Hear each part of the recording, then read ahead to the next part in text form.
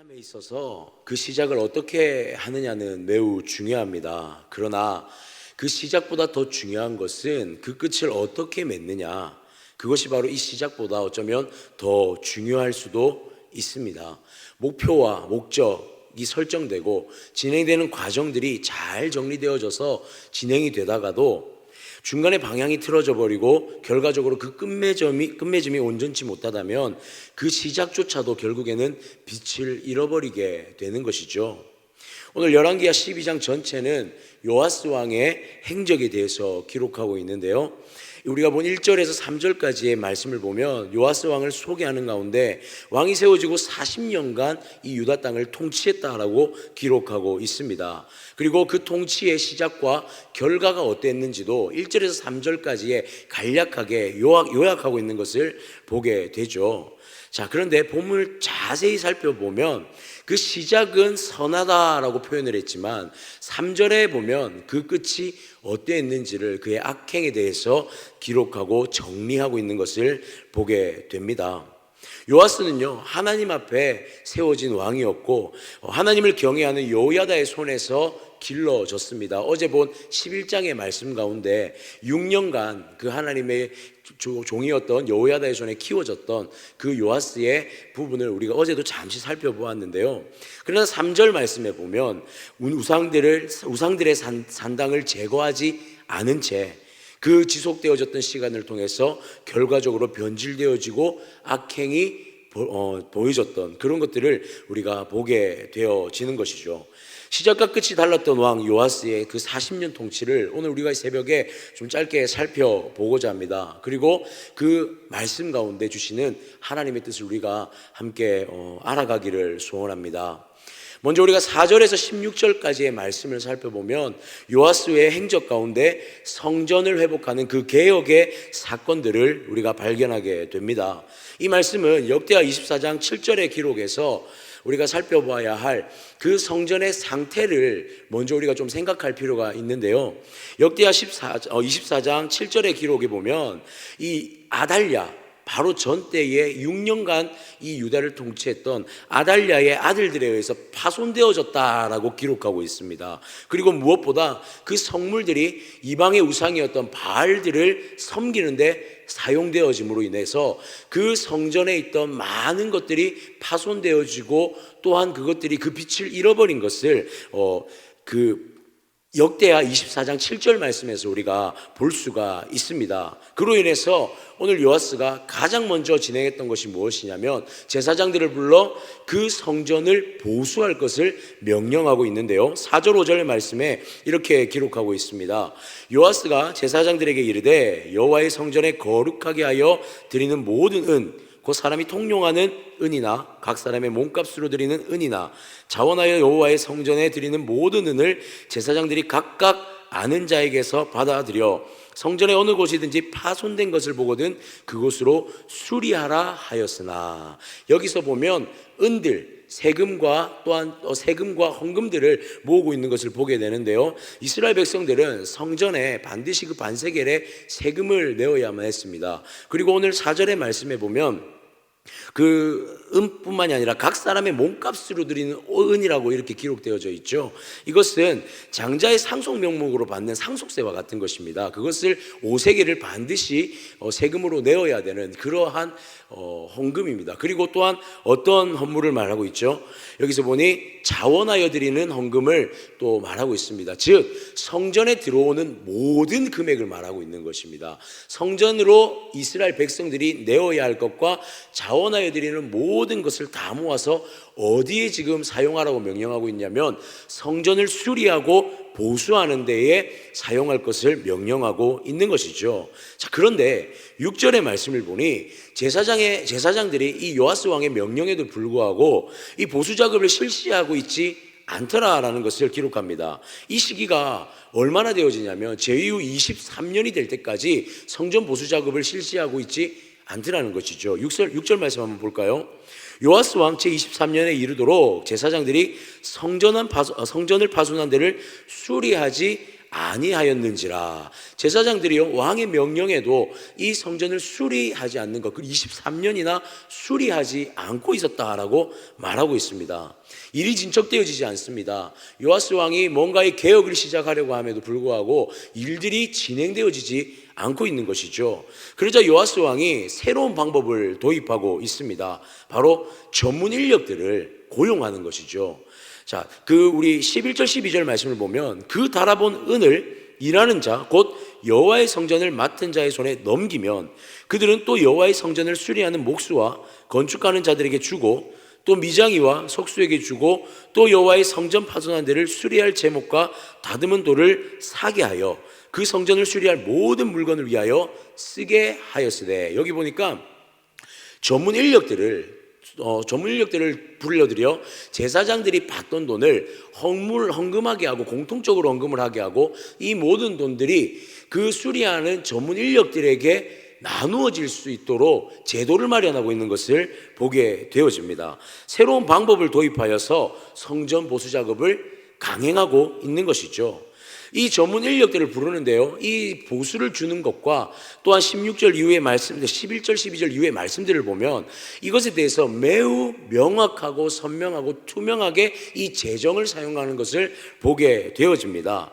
확실한 보수를 제공하고요, 16절의 말씀에 보면 또 한 가지를 말씀하고 있는데 그 보수 작업에 동의하지 않았던 제사장들의 보수까지, 그 사례까지도 분명하게 구분하여서 지급하고 있는 것을 보게 되는 것이죠. 이 요아스 왕은요, 제위 후에 하나님 앞에 매우 정직하게 하나님의 성전을 보수하는 것에 그 개혁을 시작하였습니다. 힘있고 정직한 리더십의 모습을 보여주고 있는 것이죠. 하나님의 사람 요아스 왕은 선한 일을 행함에 있어서 강력하게 결단하고 그 결정한 것을 반드시 완수해내는 그런 모습을 보여주고 있는 것입니다. 제사장들의 무기력함도 있었습니다. 제사장들의 반대도 있었습니다. 그럼에도 불구하고 끝까지 이 일을 시행하고 있는 것이죠. 사랑하는 성도님들, 하나님의 사람은요, 확신이 있어야 합니다. 하나님의 사람에게는 그 확고함이 있어야 합니다. 그리고 하나님의 지혜를 구해야 합니다.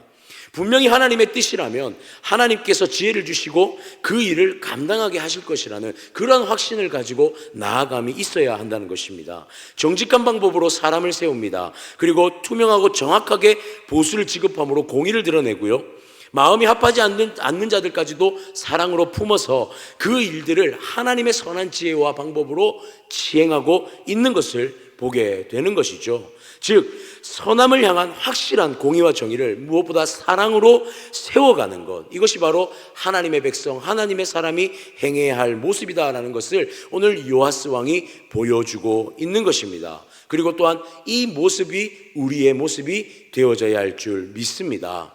여기까지가 오늘 본문에 나타난 요아스 왕의 그 말씀에 순종한 모습으로 나타난 것입니다. 자, 이렇게 참 하나님의 사람으로 모습만 나타나면 얼마나 좋았겠습니까? 그리고 그것이 끝까지 갔다면 너무나 좋았을 것인데 17절부터 유다 왕국의 위기가 오는 것을 볼 수가 있습니다. 17절 말씀 보니 그때에 아람 왕 하사엘이 올라와서 가드를 쳐서 점령하고 예루살렘을 향하여 올라오고자 하므로 갑자기 모든 상황이 변하기 시작합니다.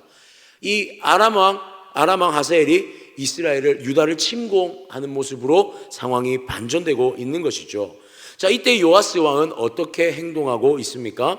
18절에 보니 유다의 왕 요아스가 그의 조상들 유다 왕 여호사밧과 여호람과 아하시아가 구별하여 드린 모든 성물과 자기가 구별하여 드린 성물과 여호와의 성전 곡간과 왕궁에 있는 금을 다 가져다가 아람 왕 하사엘에게 보냈더니 하사엘이 예루살렘을 떠나갔더라. 마치 이전에 성전을 지었을 때에, 성전을 재건할 때에 그러한 모습은 온데간데 없습니다. 오히려 그때와 완전히 반대되는 모습으로 조상들이 물려주었던, 그리고 그때부터 세워왔던 모든 은과 금을 다 모아서 아람 왕 하사엘에게 다 갖다 바쳐버리고 있는 모습을 보게 되는 것이죠. 하나님의 성전에 있던 것, 하나님 앞에 드려진 모든 것을 다 아무렇지 않게 내어놓고 있는 것입니다. 성전을 보수하고자 열정적으로 행했던 요아스의 모습은 온데간데 없는 것을 보게 되어집니다. 그리고 조금은 생략되어 있지만 그 모습의 결과물이 어떠한지 20절과 21절에 어떻게 보여주고 있습니까? 결국엔 자신의 신복에게 암살당하여서 그 결과가 비참한 최후로서 나타나는 것을 보여주고 있는 것이죠. 하나님의 성전을 보수했습니다. 회복시켰습니다. 그러나 여전히 유다 땅에 무엇이 있었습니까? 우상의 산당이 제거되지 않은 상태로 있었다고 3절 말씀에 기록되어져 있었습니다. 역대하 24장의 말씀을 우리는 여기서 조금 더 보충해 볼 필요가 있습니다. 이 여호야다가 죽은 후에, 이 여호야다 즉 그 대제사장이 죽은 후에 그 행적에 대하여서 조금은 더 상세하게 역대하 24장에 기록하고 있는데요. 여호야다가 죽은 후에 유다의 방백들, 여전히 산당의 우상들을 섬기는 자들이 요아스의 왕에게 나오게 되고, 요아스 왕이 그때부터 그들의 말을 듣기 시작하고 귀 기울이게 됩니다. 많은 선지자들이 요아스 왕 앞에 와서 돌이킬 것을 종용하지만 요아스는 그 말을 듣지 않는 것이 이 역대하 24장의 기록 가운데 정확하게 기록이 되어져 있는 것이죠. 그 결과가 바로 아람 군대의 침공으로 이어지고, 그리고 요아스 왕의 비참한 죽음까지도 이어지는 것을 보게 되더라는 것입니다. 무엇이 이 요아스 왕을 변질시켰을까요? 무엇이 이 요아스 왕을 변질되게 하였을까요? 2절 3절 말씀을 제가 다시 한번 읽어드리겠습니다. 요아스는 제사장 여호야다가 그를 교훈하는 모든 날 동안에는 여호와 보시기에 정직하게 가였으되 다만 산당들을 제거하지 아니하였으므로 백성이 여전히 산당에 제사하며 분향하였더라. 2절 3절 말씀인데요, 제가 2절 3절 사이에 역대하 24장 15절과 17절 말씀을 한번 넣어서 읽어보겠습니다.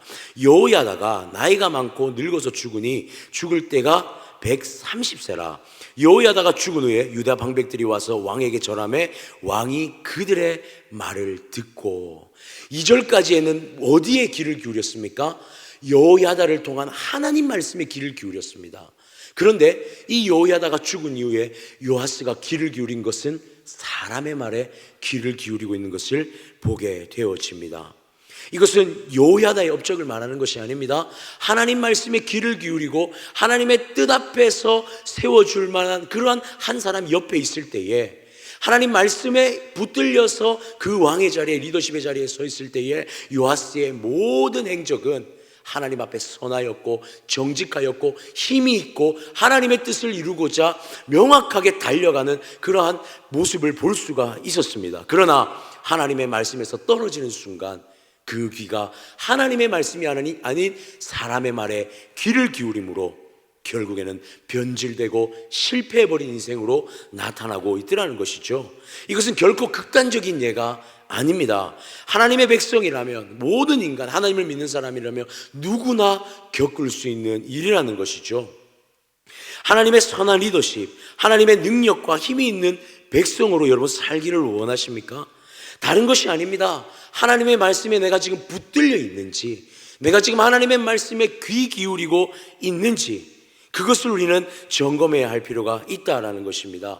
하나님께 딱 붙들려 있으면 우리의 인생의 모든 것에 선한 것을 향한 확신이 주어집니다. 모든 선한 것에 하나님의 뜻이라는 확신을 가지고 나아가게 되어집니다. 그러나 그 하나님의 말씀에 붙들려 있지 않은 순간 우리에게 하나님의 지혜는 상실되어질 것이고 우리는 언제든지 변질되고 우리는 언제든지 실패할 수 있다는 사실을 기억해야 할 것입니다. 사랑하는 성도님들, 오늘 이 한날 우리의 인생을 살아가며 우리는 매일매일 매 순간순간마다 하나님의 말씀에 우리가 붙어 있는지, 우리가 하나님의 말씀 앞에 더 가까이 있는지 매일의 삶 속에 다시 한번 점검되어지고 회복되어졌으면 좋겠습니다. 모든 상황 가운데 지혜 주시고 힘 주시고 능력 주시며 나아가게 하실 분 우리 하나님이심을 기억하고 오늘 한날에도 승리하는 우리의 삶이 되어지기를 주님의 이름으로 축복합니다.